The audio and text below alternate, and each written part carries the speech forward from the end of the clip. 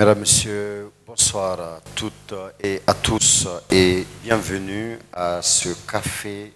Aujourd'hui, le Café de la Paix reçoit une écrivaine malienne, auteure de plusieurs publications, dont La polygamie, gangrène du peuple, publié en 1998, Souffert 2013, À toutes les muses 2014, Crise sécuritaire et violence au nord du Mali 2014, Quand les Kouris se taisent 2017, Les mamelles de l'amour la même année 2017, Ce n'est jamais fini, tome 1 2018, tome 2 2019. Elle est auteure aussi des contes Biti et Fili 2020, Sadjan et Bilissi, contes également 2020. Guetter l'aurore, ouvrage collectif aux éditions La Passe des Vents dans la littérature de résistance de 1945 à 2015. Et cette grande écrivaine, mesdames, messieurs, est Madame Nyare Fatoumata Keita, que je vous demande d'applaudir. Madame Nyare, bonsoir à vous. Bonsoir Robert. Merci d'avoir accepté notre invitation. Merci plutôt à vous. Alors vous êtes là au Café de la Paix et comme son nom l'indique, c'est une rencontre avec les artistes, une rencontre avec les hommes de lettres, avec les traditionnalistes, les griots, les photographes, les réalisateurs, bref, tous ceux qui par leur travail ne font que parler de la paix et habituellement et bien avant aujourd'hui, et vous vous inscrivez dans cette logique. Alors, quelle est votre première impression, madame, d'être à bord, d'être là, voilà, à ce café? Bonsoir tout le monde.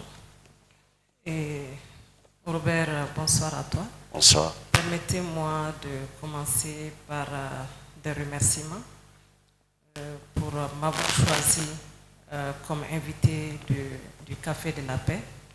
Merci à Bintili Communication à la gare et à GIZ. Voilà. La coopération allemande. Ok. Merci à eux parce qu'un forum parlant de la paix est utile aujourd'hui dans le monde entier, particulièrement dans notre pays, le Mali, qui connaît plusieurs formes de crise. Crise sécuritaire depuis 2012 ou avant 2012, crise économique, crise sanitaire, crise politique qui s'ajoute. Donc, on a besoin d'un forum pour la paix, pour que toutes les formes d'expression puissent s'exprimer. Merci à tous ceux qui ont fait le déplacement. Je veux particulièrement remercier un regroupement de femmes, des femmes qui écrivent, des femmes parmi lesquelles il y a des peintres et il y a plusieurs formes d'expression. Ça s'appelle Plume de Femme, qui est représentée ici par Madame Samake Maditungara et dont la leader est Oumou Armand Diara, qui est écrivaine malienne aussi. Transmettez mes salutations et mes remerciements à elle. Merci Madame, merci à tous d'être là. Merci Fatoumata Keita. Dans Ce n'est jamais fini, tome 1, publié en 2019, page 57, vous écrivez ceci. Dans le gouffre du désespoir existe parfois une lueur d'espoir, une luciole qui éclaire les contours et guide jusqu'au rayon du jour. Viendra un jour l'heure du rire fécond, l'heure de la paix et de la réconciliation. Viendra l'éclosion des amours mis dans l'enclos et s'arrêtera l'averse des larmes coulant à flot. Je m'arrête là. Beaucoup d'optimisme, beaucoup d'espoir. Alors, vous nous donnez à travers cette strophe. Mais avant, pouvez-vous nous dire quelle est votre propre conception de la paix? Ma conception de la paix, c'est un rapport serein entre les individus dans la société. C'est un rapport serein entre les groupes. C'est une absence de troubles, de violence. C'est une atmosphère paisible où les gens peuvent s'émouvoir à leur guise et sur toute l'étendue de la planète. Je dis de la planète, pas seulement au Mali. Donc voilà un peu ma conception de la paix. C'est un idéal social et politique. C'est un idéal social et politique auquel nous voulons tendre, nous aspirons. Voilà. Et en vous écoutant, nous voyons que l'unité nationale, la cohésion sociale sont quand même des notions qui ressortent dans votre conception même de la paix. Et aujourd'hui, cette unité nationale, cette cohésion sociale sont plus que jamais menacées. Comment, selon vous, en sommes-nous arrivés là? Depuis un certain temps, on a assisté à la recrudescence de tous les ismes, radicalisme, communautarisme, ethnocentrisme, surtout l'ethnocentrisme, et tous les ismes qui nous divisent. Et quand il y a des murs qui divisent les groupes, que ce soit les ethnies ou les individus, on va vers la guerre, on va vers un état de conflit. On n'a plus besoin des ponts pour lier les gens, pour lier les groupes, pour lier les peuples, que des murs qui divisent. Regarde aujourd'hui, Robert, quand tu vois le Mali depuis un certain temps, on a des associations de regroupement de tous les ressortissants des différents endroits du Mali. Et chacun pense être le meilleur par rapport à l'autre. Et nous avons vu cela venir. Je parle de ça parce que ça, c'est social d'abord. On a vu cela venir sans rien faire, croyant qu'on a besoin de se retrouver parmi nous, dans une ethnie ou dans une région géographique donnée pour pouvoir faire quelque chose. Mais on n'a pas besoin de ça. On n'a pas besoin de ça forcément pour aller de l'avant. Parce que se recroqueviller sur soi porte aussi à croire un rejet de l'autre. Un rejet de l'autre. Moi, je ne suis pas née de la Première République du Mali, mais j'ai eu écho, de par mes parents, d'une attitude du premier président du Mali, qui était Modibo Keïta, qui, lorsqu'il s'est déplacé vers la région de Ségou, a été accueilli par une association des Ségouviens. Et sur le champ, Modibo, dans son discours, avait remercié Ségou pour son accueil, mais avait demandé la dissolution immédiate de ce regroupement. Parce qu'il avait dit que si tous les ressortissants de tous les endroits du Mali se mettaient ensemble pour créer les regroupements des ressortissants de Caille, des ressortissants de Sigassou, des ressortissants de San, des ressortissants de Kangaba, on va se retrouver avec des groupements minuscules au sein d'une nation et il va avoir absolument des revendications en rapport à un groupe. Alors que l'État doit prendre ce qui est général par rapport à l'ensemble et non ce qui est particulier par rapport à un groupe. Parce que s'il le fait, il ne prend pas en compte la mesure qui nécessite la prise en compte de l'intérêt national, mais de l'intérêt des groupes. Et quand l'intérêt d'un groupe donné est pris en compte, l'autre groupe qui peut être de Bougouni ou bien de Sikassou se retrouverait dans le même droit de revendiquer ses intérêts propres à sa région. Et c'est comme ça que l'ethnocentrisme commence. C'est une autre forme de radicalisme, c'est une autre forme de pensée unique. Et partout où il y a pensée unique, il y a impossibilité de dialoguer et de se comprendre. Comment est-ce que nous en sommes arrivés là? Nous en sommes arrivés là lorsque tout le monde, dans son coin, a voulu se renfermer sur soi et se couper des autres, ne pas les écouter, se croire le meilleur par rapport aux autres, et on en est là. Ce qui est la solution, à mon avis, ça ne peut être que se parler. Se parler, donner de l'espace à tous les libres penseurs, donner de l'espace à toutes les formes d'expression comme on le fait aujourd'hui. Donner de l'espace à ce qu'on appelle la République social-démocratique pour qu'il n'y ait pas la pensée unique, pour que chacun puisse amener une portion de pensée, de façon de faire, de solutions qui, ajoutées les unes aux autres, puissent arriver à quelque chose de bon, de potable, qui réponde à l'intérêt de toute la nation, de l'unité, et qui appelle à l'unité nationale. Parce que tant qu'on va continuer chaque fois à prendre en compte les intérêts de quelqu'un, les revendications de quelqu'un, on laisse l'autre et on est en face de la recrudescence des inégalités et des injustices. Et c'est les fossés creusés par les inégalités. Inégalités entre ceux qui sont capables d'envoyer leurs filles et fils à l'école et ceux qui ne le sont pas. Inégalité entre riches et pauvres, tout simplement, entre femmes et hommes, c'est ça qui va amener une situation de frustration qui, à tort ou à raison, va être la source des rébellions. Et ces rébellions qui peuvent être du nord ou du sud et qui peuvent se déplacer vers le sud, vers le centre, parce que j'ai entendu des gens de Bougouni qui disent qu'un jour ils vont se rébeller aussi comme le nord. Ça veut dire que ça peut se déplacer d'un coin géographique à un autre et puis se multiplier. Et nous sommes dans un pays en ce moment divisé et en portions où les gens ne peuvent pas se parler, où les gens ne peuvent pas se retrouver pour discuter de l'intérêt et de la survie du pays. C'est ça l'essentiel, il faudra revenir à cela. D'accord. Et donner de l'espace à chacun de pouvoir s'exprimer sur la paix, de donner son avis, d'appeler à la paix. Tel est justement l'objectif visé par le Café de la Paix, une initiative de la gare accompagnée par la coopération allemande et aussi la radio Djoliba FM émettant sur les 105.00 FM. Alors, Madame Niaré, nous allons continuer.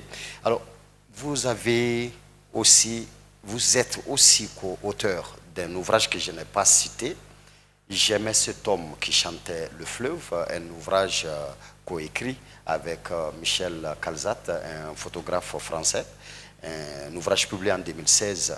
Alors, ça part du fleuve Niger, ça part du long du fleuve Niger. Le photographe a longé une bonne partie de ce fleuve-là. Et vous avez écrit ses arrêts, ses poses, ses photos. Et donc, vous avez écrit des poèmes en fonction de ça. Alors, en longeant ces fleuves majestueux qui traversent le Mali carrément, alors, quelle est la leçon ou quelles sont les leçons de paix que le Mali a toujours données au reste du monde? Les leçons de paix, je pense que doivent s'inspirer de la symbolique du fleuve déjà. Le fleuve qui traverse les villages, qui servent des populations différentes, qui permet de relier les gens. Je pense que cette symbolique est une symbolique forte pour parler aux gens qui ne s'entendent pas. Le texte, le livre dont vous parlez, Robert, est un livre qui revoit le trajet du fleuve Niger de Ségou à Bamako, en parlant des habitants du fleuve, les bozos, les somonos, les travailleurs du sable, etc., des graviers, en parlant aussi des marchés que génère le fleuve. Nous avons à Ségou des marchés de canaries et des marchés de poissons, et en parlant des travailleurs aussi du fleuve. Donc, c'est tout qui forme une nation, à mon avis. Ça veut dire du cordonnier au président de la République, chacun a sa pierre à apporter et chacun a son utilité sociale. Et c'est ce que le fleuve essaye de mettre ensemble avec ce parcours d'un village à un autre, d'une ville à un autre, d'un pays à un autre, parce que le fleuve Niger part plus du Mali et va jusqu'au-delà du Mali. Je pense que je n'aime pas le mot leçon, mais ce que nous devons comprendre, entre nous Maliens et que nous devons saisir, c'est d'essayer d'abord de nous ressaisir par rapport à tout ce qu'on peut tirer de l'histoire. Tout ce qu'on peut tirer de l'histoire, il ne faut pas être passéiste de façon naïve, mais de tirer tout ce qu'on peut retirer de la gestion, de toutes les leçons de gestion de conflits qu'on avait dans nos sociétés. Et dans mes œuvres, généralement, je fais cas à quelques notions de gestion de conflits. D'abord, avant la gestion de conflits, il faut d'abord la préservation de la paix. Parce que pour parler de conflits, pour parler de gestion de conflits, il faut d'abord qu'il y ait des collisions, il faut qu'il y ait des querelles, il faut qu'il y ait des frustrations, il faut qu'il y ait des conflits. Mais on peut préserver cette paix-là. Et il y avait beaucoup de mécanismes dans nos sociétés traditionnelles qui préservaient la paix. Et parmi ces mécanismes, j'en parle de quelques-uns dans mes ouvrages. Il s'agit de la démarche entre les familles qui se marient. Parce que une nation commence d'abord par des individus qui sont issus des familles et une nation, c'est un ensemble de familles. Et quand les familles se retrouvent pour se regrouper, pour se retrouver mariées, il y a des démarches à faire. Et qu'est-ce que nous constatons avant? Il était interdit que les beaux-parents se parlent face à face directement. Et ceci dit, la nécessité d'un démarcheur, ce qu'on appelle démarcheur dans le mariage, était obligatoire. C'était un mécanisme de préservation de la paix. Parce qu'une partie peut dire quelque chose qui peut frustrer l'autre partie.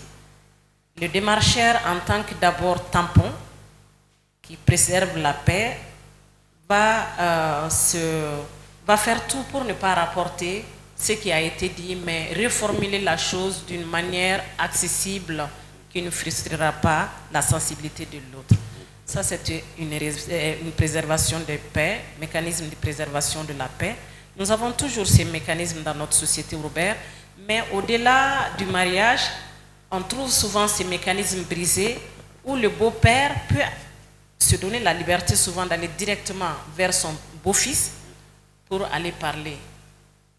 Une fois qu'on fait ça, on brise le mécanisme de préservation de la paix.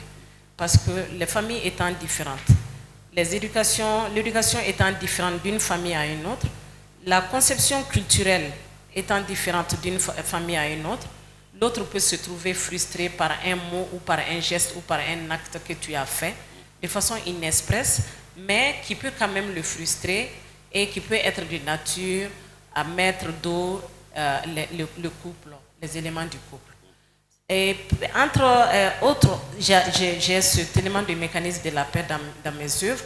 Il y a aussi le griot, qui est aussi le médiateur entre les familles, qui est le médiateur entre les peuples, entre les villages, qui peut jouer un rôle dans ce mécanisme de la paix en faisant la médiation d'abord du point de vue rapportage des faits d'une communauté à une autre, mais qui va toujours mettre son grain de sel afin que ce qui pimente, ce qui peut vexer, puisse être enlevé du discours qui lui a été transmis pour qu'il le transmette à une autre communauté. Et ce mécanisme aussi, on le voit, est en train d'être brisé parce que quand nous avons des intérêts personnels qui sont visés, plus que l'intérêt commun, plus que l'intérêt social, et on se retrouve devant des cas où le griot peut être partial et se rangera du côté de l'un contre l'autre. Donc, ce mécanisme aussi, il faut le revoir, comment le redynamiser. En plus de ce mécanisme, on a quand même notre fameux cousinage à plaisanterie. Il y a une grande personnalité de la place qui me disait le Malien se vante avec le cousinage de la plaisanterie, mais ce cousinage n'a pas été de nature à empêcher les Peuls et les Dogons de se tuer entre eux. Ça veut dire que quelque chose ne va pas. Quelque chose ne va pas. Il faut voir ce qui ne va pas. Il faut voir comment peut-on redynamiser ces cousinages à plaisanterie afin que le Dogon et le Peul, qui ont cohabité ensemble depuis des siècles, puissent revenir dans leurs valeurs d'antan, capables de les éviter de se quereller, d'aller au conflit, d'aller aux tueries que nous voyons tous les jours. Donc toutes ces notions sont un peu abordées de façon souvent romanesque, mais vraiment dans des essais aussi, dans mes œuvres. Mais ce qui est important, Robert, il est toujours difficile pour un auteur d'exprimer en des mots simples la complexité d'une réalité qui est là. Donc, on peut dire quelque chose, mais qui peut être compris autrement. C'est cela aussi la littérature, la possibilité de donner à l'autre de pousser sa réflexion jusqu'à là où il veut. C'est ça. En tout cas, nous ici au Café de la Paix, nous aimerions quand même avoir beaucoup de vous, parce que vous n'êtes pas que romancière, vous êtes essayiste, donc romancière aussi, vous êtes poétesse, et au niveau de la poésie, vous avez fait la poésie mélangé avec la musique, la poésie et la photo avec Michel Calzat. Vous êtes dans les contes maintenant avec comme œuvre Biti et Fili et puis Sadjan et Bilissi. Alors, vous avez énormément écrit, vous avez des thèses carrément, des essais sur le marché, vous avez publié vraiment beaucoup de choses sur le Mali. Alors, vous parliez des mécanismes de préservation de la paix, et pendant ce temps, vous avez parlé d'un acteur traditionnel de la paix, le griot. Est-ce que vous pourriez nous parler d'autres acteurs, d'autres gardiens de la paix chez nous? Parce qu'on dit que la paix n'est menacée que lorsque ces gardiens auront démissionné. Alors, qui sont-ils, ces gardiens-là? Et est-ce qu'ils ont démissionné ou tout simplement ils sont dépassés? Moi, je vais d'abord au niveau familial. Dans chaque famille, il y a un gardien de la paix. Vous trouverez dans chaque famille une personne, une personnalité que tout le monde écoute et qui est capable de verser de l'eau sur les tensions, comme on le dit, de les apaiser. Et dans cette famille, si cette seule personne disparaît, c'est la famille qui s'évite. Et c'est pourquoi on voit très souvent à la disparition de certaines personnes dans les familles s'éclatent, se morcellent, et puis rentrent dans des contradictions qui vont jusqu'à la mésentente, au conflit, aux contradictions, aux frustrations. Ça, c'est déjà au niveau des familles. Et cela peut s'étendre au niveau des villages. Au niveau des villages, nous avons, en plus de ceux qui peuvent être les chefs et les conseillers du village, des personnes qui ont une moralité religieuse. Si je dis religieuse, il ne s'agit pas seulement de l'islam ou du christianisme, mais dans nos sociétés, on a aussi des personnes qui sont tournées vers l'animisme ou le fétichisme et qui sont écoutées et qui permettent d'instaurer la paix et de briser les tensions. Mais tout cela, Robert, n'est possible que lorsqu'on est dans une société où l'éducation est mise au centre des réalités. Et malheureusement, nous nous trouvons dans des sociétés aujourd'hui où l'éducation est bafouée. Je ne parle pas seulement de l'instruction, je parle de l'éducation, parce que la conjoncture économique a fait de telle sorte que dans les familles, les personnes qui étaient censées être écoutées ne le sont plus parce qu'ils sont incapables, on les a dépourvus d'un pouvoir économique qui leur donne un pouvoir tout court de pouvoir gérer leur famille. Donc, quand l'éducation est détruite dans une société, tout se détruit. C'est vrai. Tout se détruit. Et ceux qui sont appelés ces gardiens, qui peuvent être des chefs, des autorités religieuses, ne sont plus écoutés parce qu'ils ne sont plus à même d'amener les populations qui peuvent être les membres de leur famille ou les membres de leur société à prendre en compte leurs besoins élémentaires. Ceci, au niveau à une autre échelle plus grande, comme l'échelle nationale, on voit aujourd'hui de l'entassement de problèmes, des problèmes qui s'entassent au niveau même des populations dont l'État se montre incapable de gérer. Et quand cela se fait, ce gardien de la nation, qui est le chef de la République, n'est plus écouté, n'est plus considéré, parce qu'il n'est plus à mesure de gérer, de solutionner les problèmes des populations. Donc cela va d'un niveau micro à un niveau macro, micro au niveau de la famille, à un niveau macro plus élevé qui est au niveau de l'État, où aujourd'hui nous sommes dans cette situation où les populations ont perdu confiance en leur autorité suprême, où il est plus difficile de dialoguer parce que la confiance est brisée, où on n'écoute pas celui qui est censé être le gardien du temple. Et deux choses sont élémentaires à signaler ici. Un politique est élu, est politique pour gérer, pour solutionner les problèmes.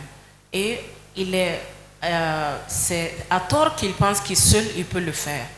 Il ne peut jamais le faire seul parce que c'est pourquoi il est dans une équipe, il est avec une équipe et à côté de cette équipe, il y a des personnes parallèles qu'on peut appeler opposition, mais aussi des chercheurs, mais aussi des producteurs de pensée qui doivent être des alliés, des associés pour la recherche de solutions de problèmes bien déterminés. Parce que les problèmes, la solution peut ne pas être politique souvent. Elle peut d'abord émaner du social, la compréhension du fait dans la société pour arriver à une compréhension et une solution politique qui est la prise de décision. Quand ces rapports-là, ces différents rapports-là sont brisés, il y a rupture, il y a beaucoup de difficultés pour les gardiens du temple de préserver la paix, de se faire écouter, de faire en sorte qu'on ait confiance en lui et qu'en équipe, on puisse aller ensemble. D'accord. Voilà. Vous êtes poétesse qui a aussi joué sur scène, qui a fait des déclamations scéniques et toute l'équipe de production du Café de la Paix.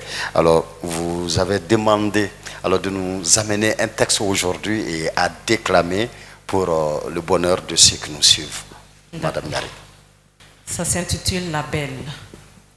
Belle est l'espérance des lendemains souriants. Belle, la douceur de la quiétude tant espérée. Belles sont les couleurs du jardin de nos rêves à faire fleurir. Belle, la beauté de l'amour qui fait sourire. Belle est la clarté du ciel serein. Belle est la paix, telle la mariée dans sa robe gaie. Belle est la paix, telle une lune de miel.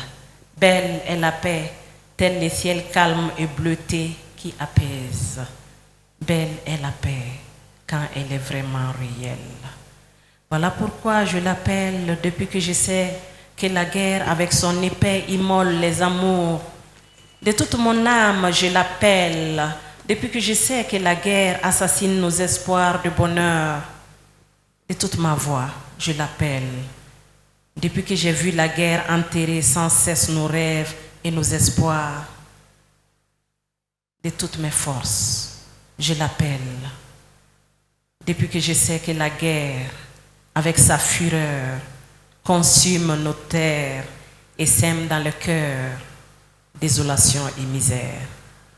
Merci. On applaudit. On applaudit.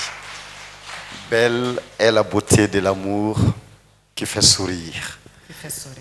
On peut avoir quelques explications. Vous savez, vous l'avez demandé, quelle est la définition que je donne à la paix. Oui. Tous ces éléments peuvent être pour moi des définitions que je retiens. Oui. Parce que pour s'aimer, il faut de la place. Tout à fait. Et pour s'aimer, cette place doit être une place calme. Une place où il n'y a pas de trouble, où il n'y a pas de violence. Sinon, on a vu des familles qui se séparent sous l'effet de la guerre. Ça veut dire que la guerre est anti-amour. Donc, c'est pourquoi j'ai dit belle est la paix et la beauté de l'amour qui fait sourire. Et je pense que on est dans un contexte aujourd'hui, Robert, où est-ce que ça fait combien de temps que tu ne regardes pas le clair de lune? Ah, des années quand même. Mais ça aussi, c'est une symbolique de la paix. Il faut être là sous ce clair de lune-là pour se rendre compte de l'immensité de l'univers et de la paisibilité, de la tranquillité qui nous entoure. C'est vrai. Mais pour cela, il faut un environnement sain, un environnement sans trouble. Mais dans un environnement où on entend tous les jours les cris de protestation, le son des canons, des fusils, il est impossible de penser à cela. Ouais. Donc toutes ces notions, toutes ces petites choses-là qu'on peut avoir et qui peuvent nous rendre heureux sans qu'on dépense un sou, sont pour moi partie intégrante de la paix. Parce qu'elle déclenche d'abord la paix intérieure. Et toute paix dépend de cette paix intérieure d'abord. D'accord, merci Madame Niari. Ça c'est ma conception poétique. Ah, la conception poétique, le clair de lune. C'est vrai que la dernière fois que j'ai bien profité de ça, c'était au Grand Nord, à Menaka, sur une dune. C'est ça. Voilà, sur une dune, et je n'avais que compagnie ce jour-là que des chameaux, voilà, des moutons. Effectivement, c'est très beau. Magnifique. Ouais, et c'est cela, effectivement, la paix. Je suis tout à fait d'accord avec vous, Ouais. Madame Niari. Alors, je vais demander au public s'il y a quelqu'un qui aimerait participer aux échanges, aimerait poser une question ou faire une contribution. Qu'est-ce qui vous a le plus motivé à écrire tous ces ouvrages-là? Parce que je sais que ce n'est pas facile. D'où viennent vos appuis? Merci. Ok. Mes sources d'inspiration sont multiples, hein, madame. Sont multiples. Ça peut partir du regard d'un enfant qui pleure, à une femme qui est opprimée, à un homme qui est pauvre, qui ne peut pas nourrir sa famille, à une situation d'injustice créée. Elles sont diverses, mes sources d'inspiration.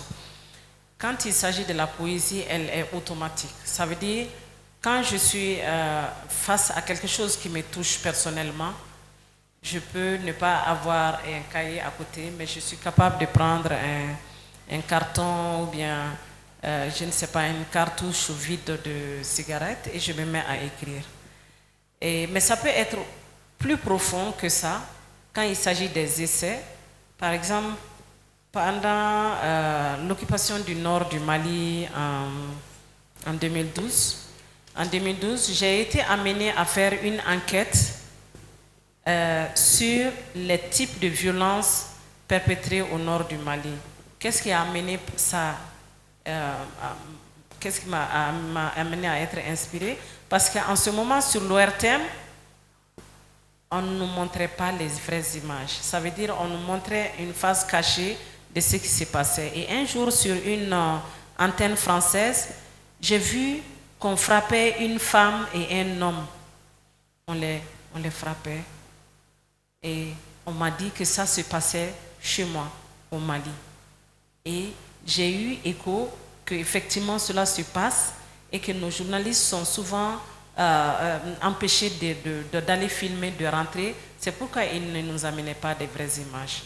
Je me disais que je me trouvais pour une fois devant une responsabilité non seulement d'écrivaine, pas seulement romancière cette fois-ci, mais de façon dévoilée. Je voulais archiver ces pans difficiles et noirs de l'histoire du Mali. Parce que les choses arrivent comment? Les choses arrivent quand on n'est pas à mesure de tirer les leçons de nos erreurs. Ça veut dire que ce qui s'est passé au Mali en 2012, mon objectif n'était pas de chercher les acteurs de l'occupation. Mais mon objectif, c'était de voir comment est-ce que dans un pays où les gens ont cohabité ensemble des siècles et des siècles, certains frères vont aider des étrangers à venir occuper l'espace pour opprimer son frère, ses frères et sœurs. Comment cela a pu arriver et à l'insu de tout le monde, parce que c'est venu et doucement sans que les gens s'en rendent compte. Mais c'était aussi de voir pendant cette crise quels sont les différents types de violences qui ont été perpétrées. Des séquestrations, des viols, des mariages collectifs, des amputations, des lapidations, des homicides. J'ai essayé donc de faire ce travail de classification des différents types de violences qui ont été perpétrées. Mais aussi, quel était le motif? Lorsqu'on séquestrait quelqu'un, quel était le motif? Quel était le motif lorsqu'on amputait quelqu'un? Mais de tous ces crimes-là, le plus horrible, qui n'avait aucun motif, c'était le viol. C'était le viol. On amputait quelqu'un qui volait ou qui était prétendu voleur. On lapidait des gens qui forniquaient. On séquestrait des gens qui refusaient de porter le voile ou qui fumaient. On fouettait des gens qu'on voyait ensemble, femmes et hommes, même si c'était ton père et le père et fille. Mais parmi tous ces crimes, toutes ces violences, la seule qui n'avait pas de motif, c'était le type viol. Viol, et ces viols étaient souvent collectifs ou individuels et très anarchiques, qui étaient perpétrés par des différents groupes.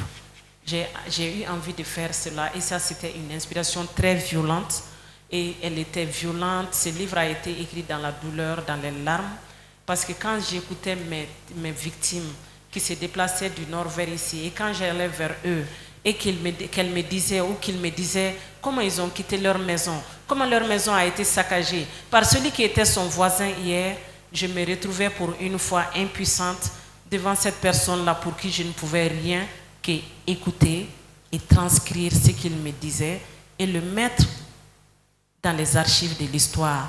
Pourquoi? Pour que ça qui s'est produit, cette ignominie qui s'est produite, ne puisse arriver un jour lorsque les politiques sont en mesure de prendre en compte tout le mécanisme qui a fait que des occupants habituels autochtones ont pu amener des étrangers pour opprimer, pour faire souffrir d'autres frères qui sont leurs voisins, leurs frères, des gens avec qui ils se sont mariés pendant des siècles et des siècles. Cette inspiration, elle était la plus constante parce qu'il y a eu des moments où même ma famille avait peur, me disait « Ah, mais pourquoi tu ne laisses pas tomber ?» Parce que pour avoir des personnes à interroger, des fois, c'était des grandes tractations à faire. Ce n'était pas toutes des personnes déplacées vers le sud. C'était aussi à travers des ONG qui partaient là-bas, des ONG humanitaires où je pouvais me déplacer avec eux pour aller, pour demander comme élément de ces organisations. Donc voilà un peu les sources d'inspiration. Elle est souvent gaie, elles sont très très souvent tristes. Pour ceux qui lisent mes romans, ils en sortent assez tristes. Mais la vie, ce n'est pas que gaieté, la vie c'est aussi la tristesse. La vie, c'est toutes ces contradictions que nous vivons dans la société, mais qui nous laissent toujours un goût de vouloir continuer à nous battre, de vouloir continuer à chercher le bonheur, qui est une quête permanente pour l'individu. Est-ce que depuis les événements de 2012 à nos jours, comment est-ce que vous voyez la contribution, merci Robert, de la littérature dans la consolidation de la paix au Mali? Pour consolider la paix, il faut consolider les libertés d'abord. Les libertés, ça veut dire les libertés individuelles, toute forme de liberté, de regroupement, de liberté d'expression. Et la littérature est partie intégrante de la liberté d'expression. C'est pourquoi je refuse que quelqu'un me dise il faut écrire comme ça ou comme ça, et il faut dire ci ou ça et non ça.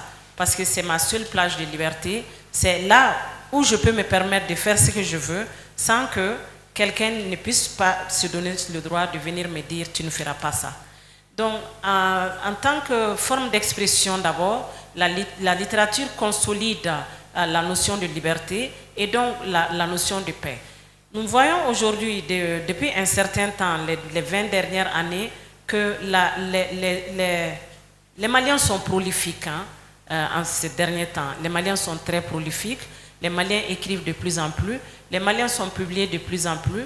Il y a une maison d'édition, la Sahélienne, qui fait peut-être une trentaine, quarantaine, cinquantaine de livres édités par an.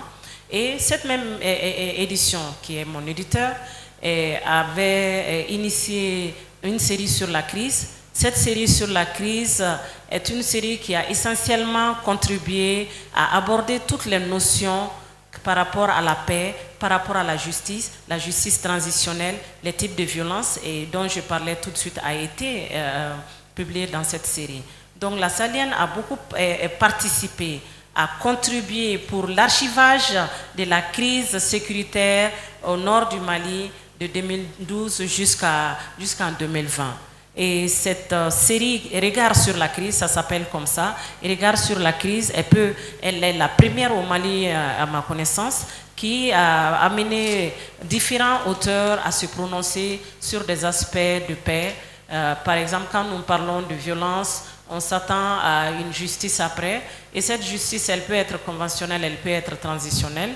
Et il y a un auteur qui est reconnu dans la série Regard sur la crise sur cette question de la justice transitionnelle, Boubacar Ba, qui a beaucoup écrit sur cette notion. Il y a d'autres livres comme Il pleut sur le nord du Mali, de Sirafili Django,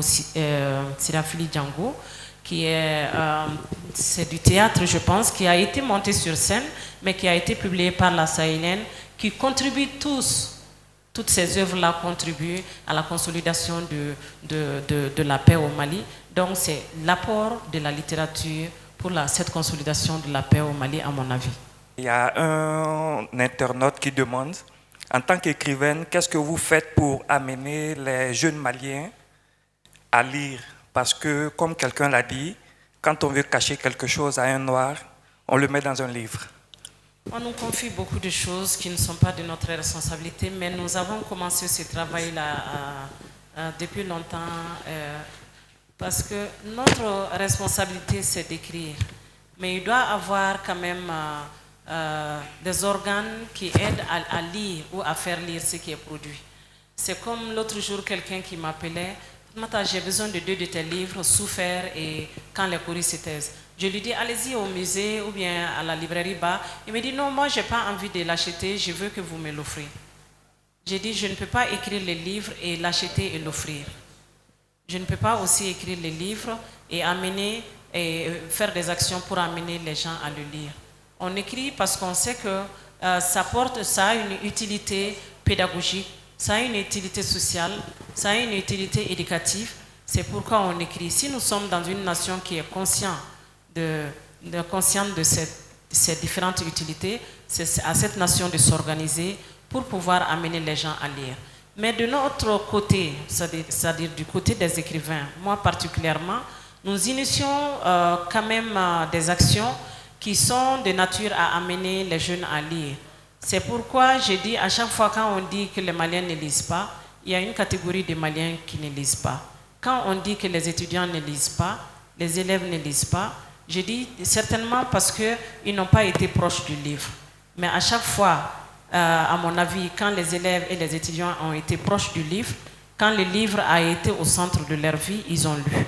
Nous sommes partis d'une initiative de l'Institut français qui, en 2015, avait initié, Robert, la tournée des auteurs dans les écoles, où ils achetaient 100 livres, ils en donnaient 10 par école, et l'auteur passait dans les 10 écoles pour s'entretenir avec les élèves ou les étudiants dans des échanges.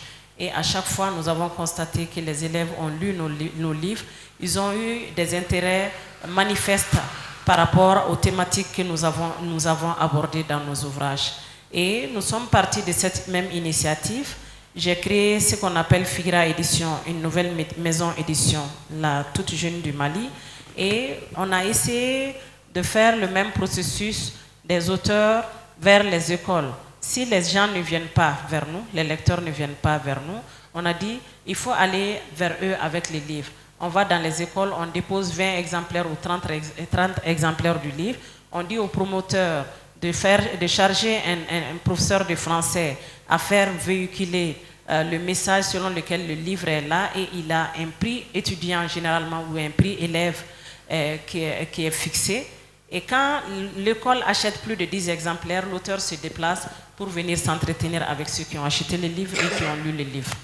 Parce que nous avons choisi d'écrire, que c'est une passion, que personne ne nous oblige à le faire, que si nous le faisons avec toute la volonté nécessaire, nous le faisons parce que nous y croyons.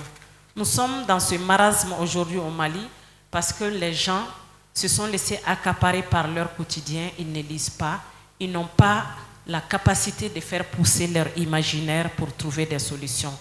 Le Mali ne s'en sortira que lorsqu'il reviendra vers le livre, vers le savoir, lorsqu'il mettra en exergue l'utilité, la nécessité d'avoir la connaissance pour construire le pays. Un pays ne peut pas se construire au hasard.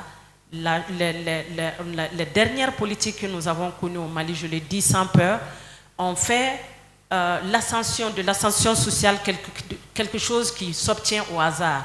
Comme si on sortait, on ramassait le pouvoir à terre, on ramassait la connaissance à terre. Rien ne se ramasse, tout s'acquiert dans l'effort et les sacrifices, tout s'acquiert à partir d'une connaissance, d'une maîtrise d'un domaine donné. Tant qu'on n'arriverait pas à ça, on ne va jamais s'en sortir. On va être dans la logique de la facilité qui n'a jamais rien construit de durable et de bon. D'accord. Et ouais, vraiment applaudissez. Et Youssouf, je voudrais quand même dire à cet internaute qui nous suit que quelque part, les écrivains sont aussi lus quand ils sont dans le programme scolaire. quand on les étudie, quand on les enseigne dans les classes. Et cette année, pour votre information, sachez que Madame Nyare Fatmata Keita a été à l'honneur au Burkina Faso pour un examen national du Burkina. C'est son texte, un extrait d'un texte de Fatmata Keita qui a été donné aux enfants du Burkina Faso sur toute l'étendue du territoire burkinabé comme sujet de dictée question. Au BIPC. Donc j'aimerais même que vous ayez un mot par rapport à ça, Madame Nyare. Le mot, on m'a informé après que c'était des semaines après que lorsque le BIPC était passé. Donc l'équivalent du DF au Mali. Au Mali, qu'on m'a informé, la direction nationale de l'enseignement normal du Mali m'a informé que c'est l'un de mes textes, extrait de Quand les Corites thèse page 21, qui a été le sujet de dictée du Burkina Faso. Et le Burkina aussi m'a envoyé un message pour me le signifier. J'étais contente, j'étais satisfaite parce que la satisfaction morale d'un écrivain, ce n'est pas de l'argent forcément. Nous sommes des artistes avant tout et nous œuvrons pour vivre, non pas pour être riches, fortunés, mais nous voulons avoir la possibilité de nous exprimer, de nous faire entendre, d'être lus. Et donc c'était une grande satisfaction pour moi qu'un pays qui n'est pas le mien puisse me mettre à l'honneur, alors que dans mon propre pays, nos œuvres, je ne parle pas de moi-même, on a des auteurs qui écrivent magnifiquement bien au Mali, dont les œuvres sont piétinées, ne sont pas considérées, et on est dans un programme caduc, archaïque depuis un siècle, qui aborde les mêmes auteurs, Rousseau, dont les Français, même il y a certains mots de français de Rousseau qui n'existent plus dans le dictionnaire, mais on continue avec eux, Rousseau, Montaigne, Victor Hugo, etc. Je n'ai rien contre eux, je n'ai rien contre eux, mais j'ai dit aujourd'hui qu'aujourd'hui, nous avons des producteurs de pensée chez nous qui sont valables, qui méritent d'être mis au centre des préoccupations, qui méritent d'être mis au centre de la pédagogie dans notre pays, pour que les enfants se sentent proches d'abord des auteurs, parce que ces auteurs du XVIe siècle-là ne disent plus rien aux enfants, et après on va dire qu'ils ne lisent pas. Ils ne lisent que ce qui les intéresse, ils ne lisent que ce qui les intéresse, ils ne lisent que ce qui est proche d'eux, ils ne lisent que ce qui parle de leur quotidien, de leur réalité, de leur temps, de leurs préoccupations. Donc tant qu'on va continuer à venir imposer, je vais dire, ces auteurs-là, qui ne nous disent rien du point de vue culturel, du point de vue social, du point de vue réalité, du point de vue préoccupation, on va avoir affaire à une jeunesse qui n'est pas intéressée par la lecture. Cela est une préoccupation pas seulement de Fatmata Keita, mais de tous les auteurs maliens, de tous les auteurs africains, que de grâce pour nos autorités, qu'ils commencent à avoir un clin d'œil pour nos œuvres. Je remercie le Burkina et je remercie tous les enseignants maliens, tous les enseignants, qu'ils soient du niveau du supérieur ou du niveau du fondamental, qui sont en train d'étudier, d'intégrer nos œuvres dans le programme pour étudier des thématiques données comme conflit générationnel, souffert et étudié dans beaucoup d'écoles privées en 9e et au lycée. Au lycée Libertéen, on l'étudie en seconde. Je les remercie tous parce que ce sont des initiatives isolées, mais qui n'ont rien à voir avec le programme malien, qui n'ont pas écouté aussi la voix du programme malien. Peut-être que la solution viendra aussi de là, de la base au sommet. On va leur tordre les mains pour qu'ils nous écoutent. Merci Fatmata Keita. Et Youssouf, nous remercions cet internaute. Lui-même, il peut déjà voir toute la grande réaction qu'a provoqué sa question. Et on le remercie vraiment pour la pertinence de sa question. Alors, Madame Nyare, nous acheminons vers la fin de l'entretien. Alors, nous aimerions quand même avoir votre lecture sur la crise politico-sociale que nous connaissons aujourd'hui et quel est votre appel à l'endroit des Maliens. Tant que la distance sera longue entre les dirigeants et les dirigés, tant que le fossé s'en ira s'agrandissant entre les pauvres et les riches, tant que les inégalités seront en recrudescence, tant que les injustices flagrantes seront commises sans justice, sans possibilité d'espérer sur une justice possible, il y aura des situations comme ça. Des situations à laquelle nous assistons. On va me dire que ça n'a pas commencé maintenant. Mais on l'a vu commencer sans rien faire. Et à un moment donné, on est obligé de faire quelque chose. Parce que la survie de la nation en dépend. C'est pourquoi cette situation que nous voyons aujourd'hui, situation qui est engendrée par les inégalités d'abord, dans un pays où il y a des gens qui mangent pour aller jeter les restes à la poubelle, ou des gens qui ont leur compte dans les pays développés, qui peuvent aller se soigner là-bas, qui envoient leurs enfants là-bas étudier, tandis que d'autres enfants sont là depuis 2 ans avec des écoles fermées, il va toujours avoir des frustrations, il va toujours avoir des soulèvements. Il est temps qu'on écoute le peuple, qu'on écoute la misère du peuple, qu'on écoute la souffrance du peuple, parce qu'elle est réelle, cette souffrance-là. Elle est réelle, ces milliers d'enfants qui sont à la maison, qui ne vont pas à l'école. Elle est réelle, ces milliers de chefs de famille qui n'ont pas un sou pour nourrir leur famille. Elle est réelle, ces milliers de jeunes diplômés qui sortent des écoles sans aucune valeur éducative, qui se retrouvent dans la rue, soit en train de voler, de tricher, de brigander ou de braquer les gens. Elle est réelle, cette douleur. Elle doit et elle mérite d'être écoutée pour faire face à cette situation que nous vivons aujourd'hui. Alors vous qui êtes venus nombreux assister à l'enregistrement de ce numéro du Café de la Paix, merci à vous. Vous qui nous suivez aussi sur Facebook, merci à toutes et à tous.